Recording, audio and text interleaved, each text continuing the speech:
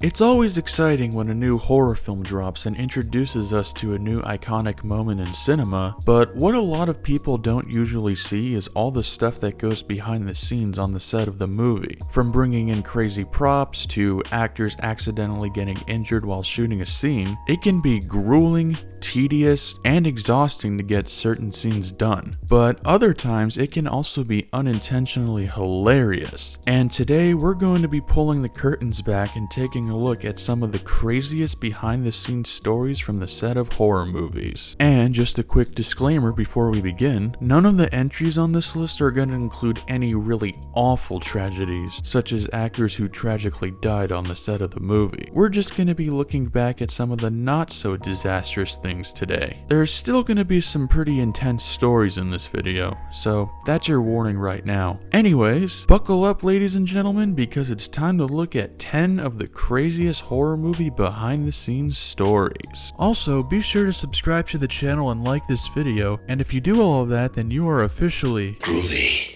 So, kicking off the list at number 10 is that time Drew Barrymore actually called 911 while filming Scream. We all know the iconic opening scene from Scream. It's one of the most well-known scenes in the entire horror genre, and to this day, a lot of people still find it one of the scariest. But a lot of interesting things happened while shooting that scene, including director Wes Craven reading out loud animal cruelty stories to Drew Barrymore just to keep her sobbing during the scene. But easily the most hilarious incident that happened on set while shooting this scene was the fact that Drew Barrymore actually dialed 911 on the phone. Not only that, she dialed the number multiple times. This was because it turned out that the prop master accidentally forgot to unplug the phone, and this led to the actual police getting multiple calls from Drew Barrymore freaking the out. In fact, at one point, the police actually called Barrymore back while reshooting the scene and were like, "Hey, you've been repeatedly calling us and immediately hanging up. Is everything okay?" So yeah, note to future filmmakers, if you're gonna use real props on set, make sure they're set to movie mode.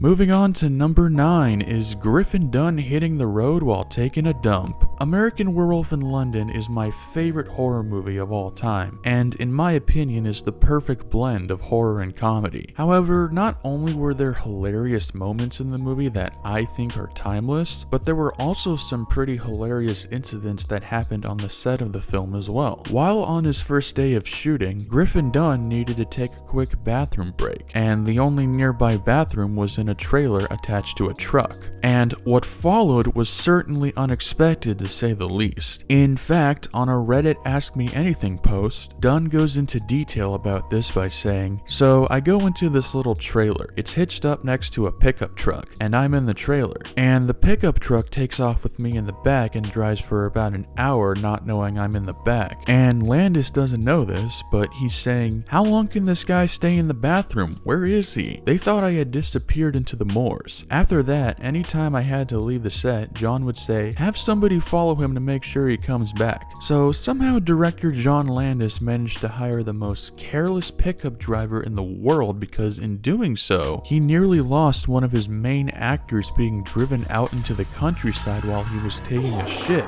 Apparently, Griffin didn't want to start filming whatever scene they were filming then, so this quote-unquote bathroom break may have also acted as a sneaky getaway. But hey, at least it wasn't the most careless thing to happen on the set of a John Landis movie. Number 8 is Sissy Spacek being covered in pig's blood for 3 days straight. The dumping of pig's blood in Carrie is quite possibly the most iconic moment from a Stephen King related horror movie outside of The Shining or It. And it took about 3 days for the filmmakers to shoot the scenes of Carrie using her telekinetic powers while being soaked in blood. And since it would take multiple days to shoot, this would usually mean constantly reapplying makeup for the scene. But instead, Carrie's actress Sissy Spacek chose to remain covered in fake pig's blood for the entirety of when the scene started filming to when it wrapped up, which, as just mentioned moments ago, took about 3 days to film. This meant that Spacek even went as far as to sleeping in her blood-soaked prom dress between each day of shooting. Spacek chose to do this for the sole purpose purpose of retaining continuity, which is some absolute dedication, especially given what the blood was made of. As I'm sure many of you know thanks to Scream, the blood was made from a combination of corn syrup and red food coloring, and corn syrup is notoriously known for being incredibly sticky, so to be covered in that for multiple days is not an easy task, but Sissy Spacek managed to pull it off, and in the end, I think it paid off. Alright, number 7 is a wild one, so get ready because we have firing guns to scare the cast. Now, let's talk about something a little bit more reckless, shall we? While The Exorcist is one of horror's biggest landmarks, it had a very troublesome production. From a fire burning down one of the sets, to both Linda Blair and Ellen Burstyn dealing with some serious injuries that resulted in everlasting pain. It was a chaotic production to say the least, and is a prime example of how we've come a long way when it comes to safety precautions while filming movies. But while the film definitely terrified a ton of audiences, director William Friedkin also wanted to inflict fear on his actors. So to get a more genuine reaction out of them, Friedkin apparently fired a real shotgun during multiple takes. I'm not even making this up. And when asked about this in an interview, Friedkin stated that it is very difficult to ask actors in film technique to go from a dead start and to create surprise or fear or shock. It's very difficult. Most often it looks corny or unbelievable or like overacting. So as a film director, you will utilize certain techniques to simulate the actions that are real. He also tried to justify his actions by saying he shot blanks instead of bullets. But like, dude, that is still an incredibly rash decision to pull off. This is one of many insane moments that occurred on the set of The Exorcist, and it was all thanks to this maniac of a director, William Friedkin. Number 6, A Tasty Bee's Snack. Candyman is a cult classic horror movie from the early 90s, and something a lot of fans of the movie will remember is that there are a lot of goddamn bees in that movie. In fact, production reportedly used about 200,000 real honeybees. Holy shit. Makes the 2006 Wicker Man look puny. No, not the bees! Not the bees! Ah! But one of the more infamous scenes in the movie are the hundreds of bees crawling in and out of the Candyman's mouth. And while that may be an awesome visual, it wasn't all that fun for late actor Tony Todd. Although they tried to make it as safe as possible, like having Todd wear a protective mouth plate to prevent the bees from going down his throat, as well as using newborn honeybees that didn't have fully developed stingers, that didn't seem to fully work. The bees had their own trailer, okay? I've never seen this in the history of film, okay? They had their own trailer. And he said, Tony, come in. I want you to come in here. And I said, really, man? Seriously? He says, no, you need to do it. So I went in there, and the bees are swarming all around us. And he says, no, you need to personalize them. So, like, I'm not crazy, so I'm not going to tell you I know who's who. But this is Harry, and that's James, and there's Stuart. They're going to be intimate friends of you, and the more you embrace them, the more they're going to think that you are their master. He covered me with phenarone, the essence that the queen bee exhibits to make her drones happy. And, and then just let them...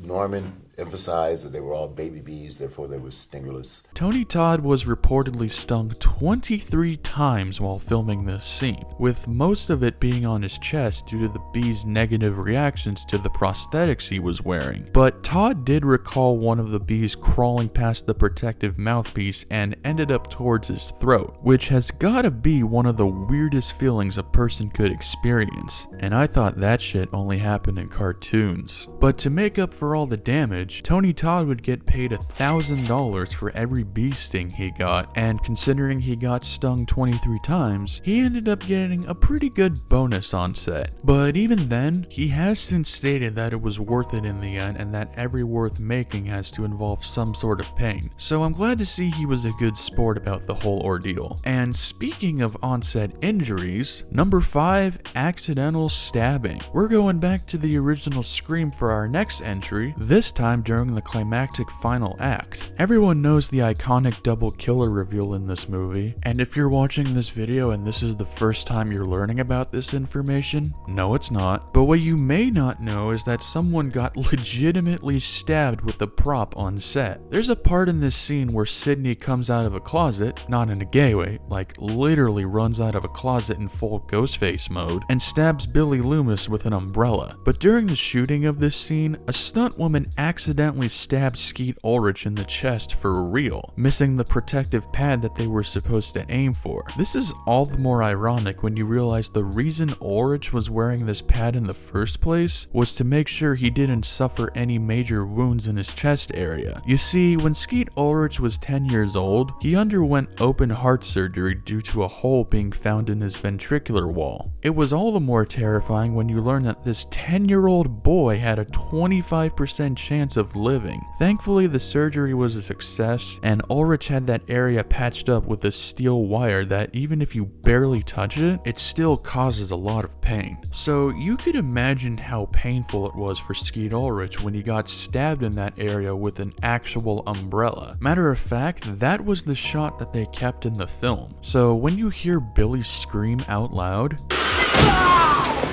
that is a legit reaction coming from Ulrich, and hence why that scene feels a lot more truthful. But hold up, we're not done with onset injuries just yet, because at number 4, we have Halle Berry breaking her arm. A lot of people getting hurt in these movies, huh? In 2003, a horror movie called Gothica came out, and I'm gonna be honest, I had no clue what this movie was until doing research for this video. But I was definitely surprised to see that it has some of Hollywood's biggest names in the movie, including Robert Downey Jr., Penelope Cruz, and the aforementioned Halle Berry. And there's a scene where Berry's character Dr. Gray starts freaking out, and Downey Jr.'s character has to come in and calm her down. But during the filming of this scene, Downey got a little too aggressive and accidentally broke Halle Berry's arm. Berry even reflected on this by stating, "We all heard it pop. It was one of those freak moments. He knew it was broken as soon as he did it, and I knew it was broken as soon as he did it." This resulted in her being absent for 3 weeks during production, and even many years after the incident, Halle Berry still hadn't forgiven Downey for his actions, with reports saying he wasn't sincere enough in his apology. She would also constantly avoid or ignore him at many events the two happened to both be attending at, and as of today, we still don't have any confirmation if they finally made up for the accident. I mean, hey, at least he wasn't Iron Man by then, or else her arm would have legitimately been in shambles. Number 3, Michael Myers is actually Captain Kirk. Every horror buff knows this legendary tale, but if you somehow have been living under a rock and don't know, the iconic Michael Myers mask from Halloween is actually an altered version of a 1975 Captain Kirk Halloween mask from Star Trek. The goal for Michael Myers' mask was to resemble that of a featureless face, so production designer Tommy Lee Wallace, who would go on to direct Halloween 3 and the It miniseries, went to visit a costume shop and ended up purchasing a William Shatner Star Trek mask for less than $2. The mask ended up being chosen because of its simplistic look, but they obviously had to alter it to make it stand out. So Wallace made the eyes bigger, removed the sideburns, and spray painted the face white. And just like that, one of the most iconic horror movie masks was born. It is worth noting that there were other options for Michael's mask, including a Spock mask, a Richard Nixon mask, and an Emmett Kelly clown mask, the latter of which was going to be a parallel to the clown mask that young Michael Myers wears in the beginning of the movie. I'm glad they ended up using the Shatner mask. I think we can all agree that it's the most effective looking of them all, and you can see Tommy Lee Wallace recreate the mask many years later in this video I'm showing you right now. If you want to check out the whole thing, I'll put the link in the description of this video. It's a great insight if you want to see how an iconic look in the horror genre was created. Number 2, the Pantyhose Blair Witch. There's a good chance that some fans of this channel may already know this story since I actually made a short video on this exact topic. But for those who don't know, there's a famous scene in the Blair Witch Project where the characters are running away from something, which is implying that it's supposed to be the Blair Witch Witch itself, even though we don't actually see quite exactly what they're running away from. But during the shooting of this scene, the actors were indeed running away from something, only it wasn't a witch, but rather one of their production assistants wearing pantyhoses over his head. Ooh, spooky. As mentioned previously with William Friedkin, the Blair Witch filmmakers wanted to scare the shit out of their actors, so they asked Dave Poole to wear a costume that would resemble that of a ghost-like figure. But because the budget of this movie was made of some peanuts and change, they had the dude wear white long johns, white stockings, and pantyhoses over his head. However, they didn't notify the actors what he was gonna look like, so when they started to film the scene and he came out from the darkness, it garnered a genuine reaction out of actress Heather Donahue. Oh my god, what the fuck is that? What the fuck is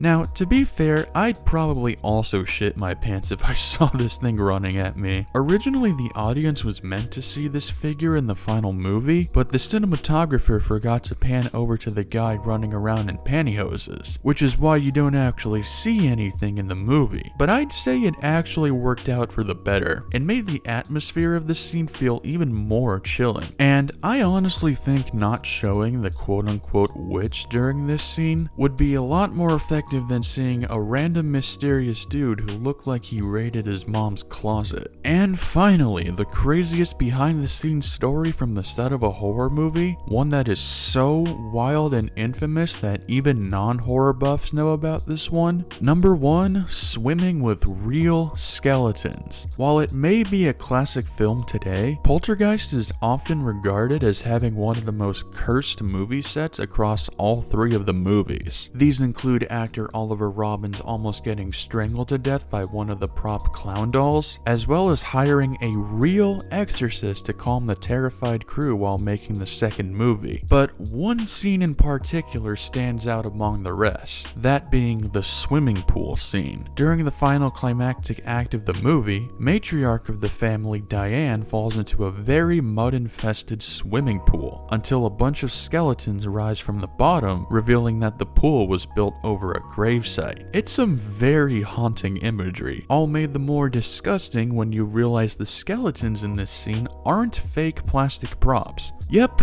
those are actual real human corpses they use for this movie. While it's not the first time skeletal remains have been used on the set of a Tobe Hooper movie, with them also being used as interior design for the Texas Chainsaw Massacre, this is by far the most well known. To prepare for this scene, makeup artist Craig Reardon acquired about 13 skeletons from a classroom and dressed them up to make them look like disintegrating cadavers, and also so that they would be a lot more spooky looking instead of dull. This also had to do with the fact that apparently it's a lot cheaper to just have the real deal instead of making fake skeletons out of rubber or plastic. And to make matters more terrifying, actress JoBeth Williams had no clue that these were real skeletons to begin with. She just assumed that they were fake props and didn't find out they were legit until years later. It was a very hard, for me, very hard physically. You know, I learned that when you read a script,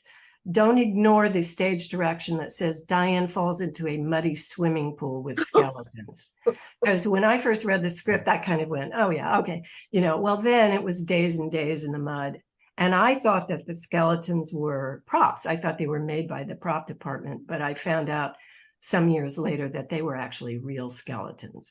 And I thought, if I had known that, I don't know if I could have gotten into that mess. You have to understand that this sequence took probably 4 or 5 days to shoot. So I was in mud and goop all day every day for like 4 or 5 days with skeletons all around me as I was screaming. Man, I can imagine the frustration of learning that information. Probably had a bone to pick with those crew members. But one thing's for sure is that this and some of the other stories we went over are good examples of why safety precautions are a lot more strict nowadays while making movies. Because if they weren't, it would probably be still more common to see directors shooting at their actors, breaking bones, and getting unsettlingly close to real dead bodies. But there you have it, ladies and gentlemen, 10 of the weirdest, craziest, and most memorable on-set stories from horror movies. Which one of these was the most interesting to you? Are there any crazy stories I left out in this video? Be sure to let me know in the comments down below. But anyways, that's all I got for you guys today. See ya.